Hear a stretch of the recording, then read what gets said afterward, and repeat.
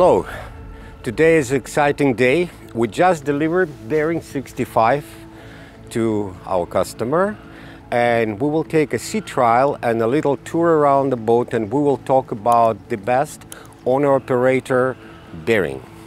This is our smallest model, Bering 65. And today we will see how it's behaved on the sea, fuel consumption, noise, and interiors, ergonomics, everything. Let's go on board and take her to sea. Hi everyone, this is Captain Fırat. Today we are on board the beautiful B65 Nanai. We're gonna take her out for a quick run and show you how the boat performs and how beautiful she is. I had the privilege of captaining this beauty today. It's been a while, so I'm really happy to be back on the water. I cannot really lie. We have only one deckhand today, and it's actually more than enough. This boat is perfect for an owner-operator, and today you'll see that on display in action, and you'll see how well and how easy the boat performs and how fun it is to drive her. So let's go. So we're about to leave. We are currently side dock on our starboard side to a fixed pier. It's a very calm day. We have maybe 10 knots of wind blowing our port stern. What we're gonna do is slowly untie the lines from bow to stern with the help of our beloved deckhand. Now, what I want to emphasize here that this boat has Yacht Controller Maximum model. It's a remote controller for your boat basically that has control over the main engines, the thrusters and the windlasses. With the help of this, I have the ability as the captain or the owner operator for that matter, I have the ability to move around the boat without losing any control over the yacht whatsoever. So I'll be taking the lines in as they are untied from the dock, but at the same time I'm gonna keep an eye on everything, make sure everything is positioned where I want them to be. If not, I have the controller in my head, so I'm gonna maneuver the boat and keep things in order. So let's start.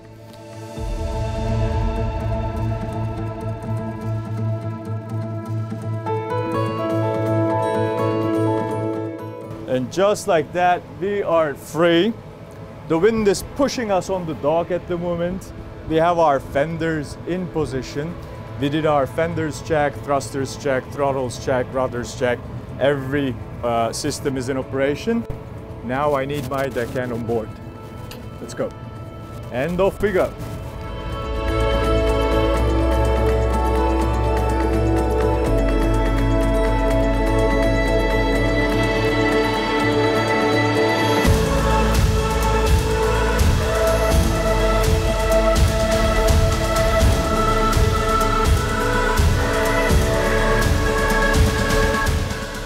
So we're here at the Pilothouse of Nanai, the B65. I'd like to walk you through the instruments we have in the Pilothouse very briefly. From starboard to port, right here we have our VHF. Of course, we have a monitoring screen here. Again, Fırat nav screens. And then we have a CCTV through which you can keep an eye on every bit of the boat, including the engine room.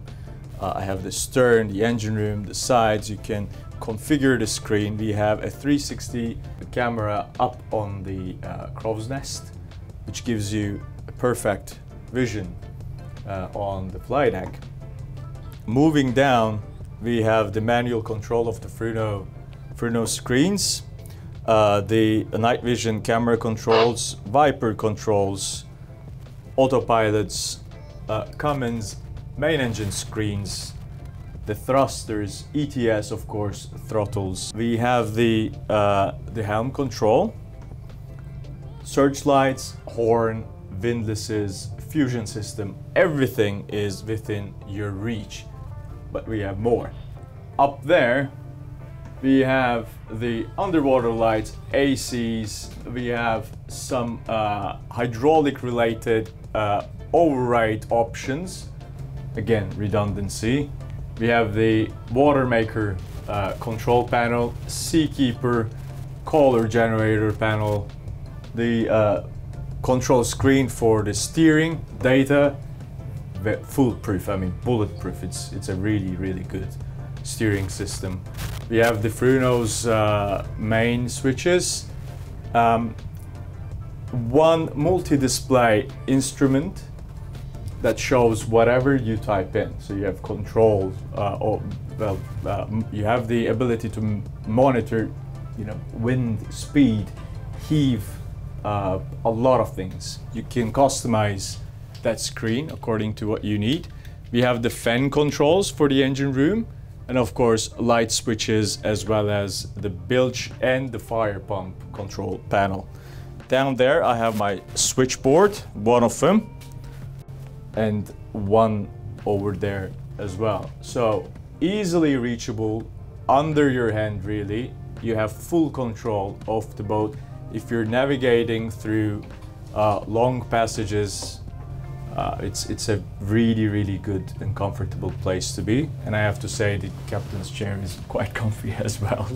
And perfect vision. I mean, very quiet too, very quiet. I can barely hear the engines, which by the way burn much less than I thought they would. Right now we're making 8 knots on 1070 RPMs, and we're burning about 11 liters per engine. Oh yeah. Unbelievable. 11 liters per engine. This means on full tank I can cross the ocean without a stop and still have fuel left. It's amazing. Yeah, with this consumption, practical range would be 5,000 miles. I think even more. Yeah. You're correct. Yeah, it's incredible. It's insane. Yeah.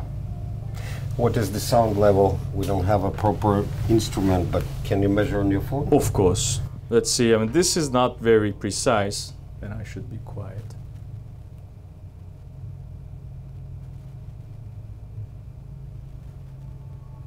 Right, we're getting around 48 dB.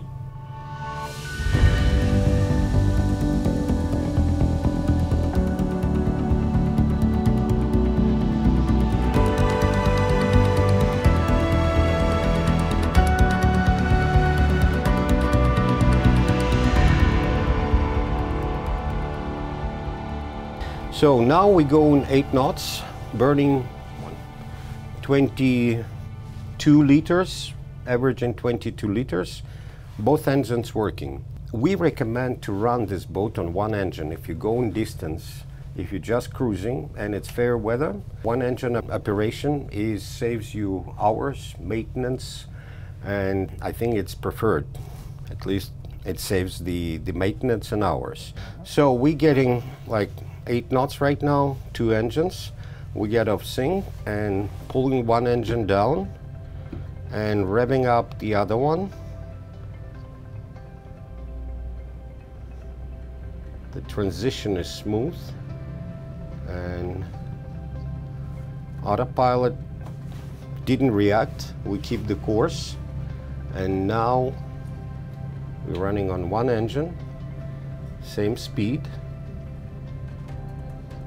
Yeah, 1350 as I expected. Yeah, exactly. It was a guess. It was a guess, but it's a spot on. So we're burning about 25 liters. It is slightly more with one engine because one is idling and sailing and somewhat giving some drag, but it's very minimal. Mm-hmm. So nearly the same fuel burn. However, engine is now loaded at 51%. Yeah. And when we're running 2 engines, we're below 30% of load. So the 51% certainly better than 30% for the engine. And it's about the same sound level. We didn't feel the difference in the sound. Oh yeah, very quiet. Yeah. And again, autopilot, it's coping perfectly. We just have a 3-degree rudder, position instead of 0. It's compensate for one-sided power, and other than that, there's no difference.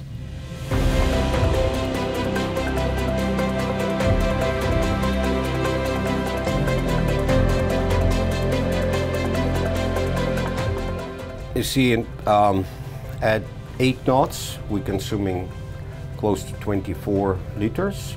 And if we slow down to 7 knots, which I think would be around 900. That's it. My guess. Yeah. Now we slowly, slowly. No, it's still going 7.3. Yeah. Yeah, but even that, you see, it's bringing our fuel consumption to 14 liters. Let's say 15 liters combined per hour. So, and at 7 knots, our range is becoming what? Easily 5. No, it's 5.5, more than 5.5. No, much more. Is it? Well, Yeah. everything. Oh yeah, you're right. I think we're close to 7,000. Actually, yes. Yeah, with 15-liter 14 consumption. Yeah. 14, 15. Yeah. So, Yes. and again, even Pacific is Possible. it's a trans-Pacific range now at this speed. So actually, range is a factor of speed. When people asking what range of your boat, so at what speed, usually we give an answer for cruising speed. But if you want to save fuel or get more distance, you have to pick your speed. And maximum speed of this boat is 10.7 knots. And when you fully load it, I think it's going to be 10.2, 10.3 wide open. But at cruise speed, the consumption is nearly the same, empty or full. So that's great. Yeah, it's quite the range. Yeah.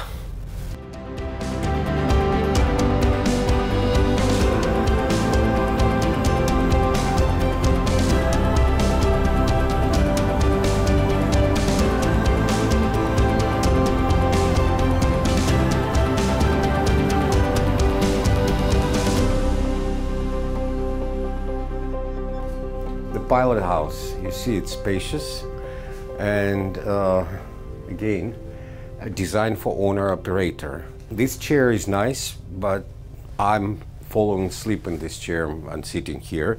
Usually I watch from here or in this settee.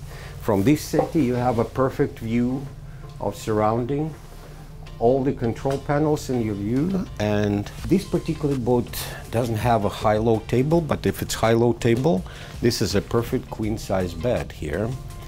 And we have a petition here which is going down. Let me put it down now. And the sliding door is open, and now you can see, you can talk to people in the salon. And what is also a very good feature, you can be here cooking, washing the dishes, and still in control and in full view of surrounding. So again, for owner-operator, it's perfect because you're working, you're busy here, but still in control. And what is very useful is a day head. So it's right here. Basically, when you're operating, when you're owner operating, this is your living quarter. And once we were running for 9 days non-stop with my wife, and we were staying here and just going down to take a shower. So everything is here. One of the screen you can dedicate to your TV, so you can work on this table, and you can eat here, close proximity to the galley, and so it's very, very, very convenient. And again, I'm still admiring how quiet it is.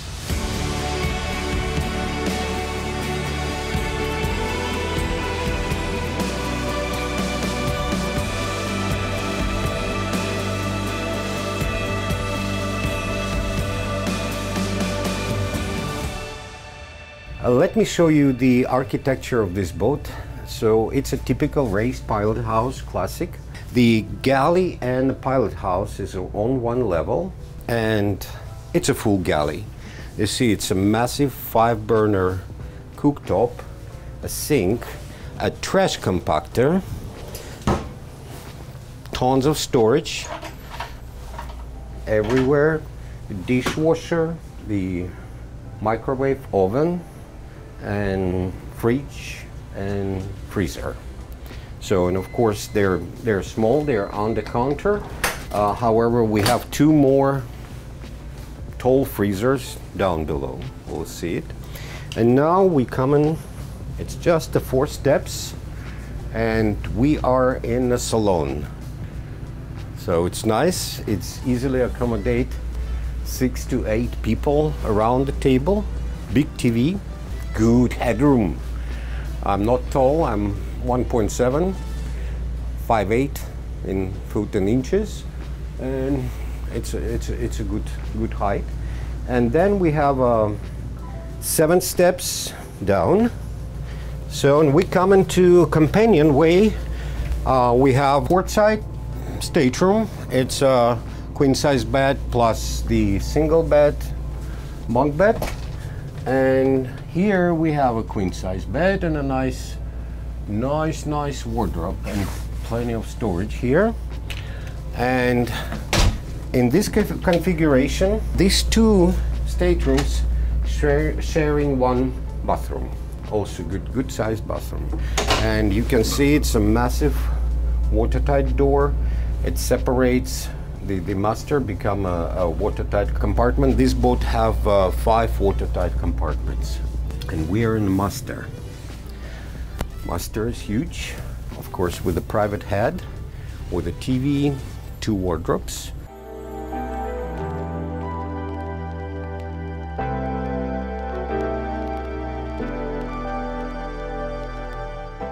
So now I'll give you a brief tour of the deck space. So here's the optional pantograph door. You see it's very massive. Again, it's option. The standard is swinging door. And we're at the Portuguese bridge, which is also a classic feature. Very nice settees here. And it's a good sleeping place. Here we have 2 windlasses and a very nice storage for all the fenders. All but 1 didn't fit. But I think we have here about 12 fenders of this size. It's very good because you don't need to store them anywhere. You stock them there and that's it. Storage everywhere. Ample storage. Storage, very important on a boat. Very important. Again, here's the horn pleat. It's recessed. So when you have a line here, it's all tucked in. You have no chance to damage your foot when you're running. And here it's very spacious walkway, very safe, 1.1 meter height of the railings, and very sturdy. So the side door, we're in the cockpit. This capstan, I think it's 2,000 watts. So it's helped you to tie up the mooring lines, and 2 bollards, nice settee, and you facing aft. I like it. So it's all packed because the boat was just delivered. Here's a very nice cabinet, useful cabinet. 2 gates to the swim platform, and swim platform have a guardrails. They're not installed right now, but we have them. And stairs up. Very important. Inclination of the stairs should be same throughout the boat.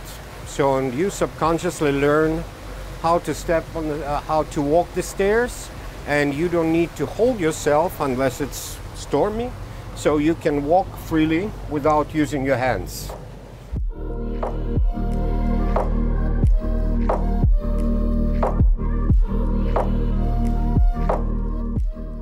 So now we are on a boat deck. Here's our davit, 1,500 pounds, nice aluminum dinghy, and a cradle for jet ski or another dinghy here. So we temporarily stored some stairs. It's a swim ladder and some guardrails from down below. This is the sockets for the poles, so we can put the awning here and this deck will be out of the sun, so it will be in the shade. And also when you launch your toys, you can easily remove these cradles as well as the aft cradle, and it's all usable space for entertainment. And again, since we're a raised pilot house, we have in the same 3 steps up, same like in interior. And here we have a full galley with a grill, cooktop, sink, fridge, freezer. And again, it's custom, it's all optional, but you can configure it the way you want. But it's very useful here. It's a full galley, and you can serve whatever you cook right here. It's a big table here, and again, nice sleeping place. Not on this boat, but usually we have a soft enclosure for the windy weather or winter like it's now. So I would enjoy some enclosure here. Sometimes we put space heaters, the infrared. They're feels nice. And we have a helm here. It's a full helm. You can drive the boat from the pilot house or from here. It's a little bit less information and controls, but it's you can operate the boat from here. All the alarms are repeated here. So on these screens are just repeaters from down below, but you have a controls here as well. You can do everything you can do in a pilot house. Nice helm chair here too, and great visibility. You can see your deck.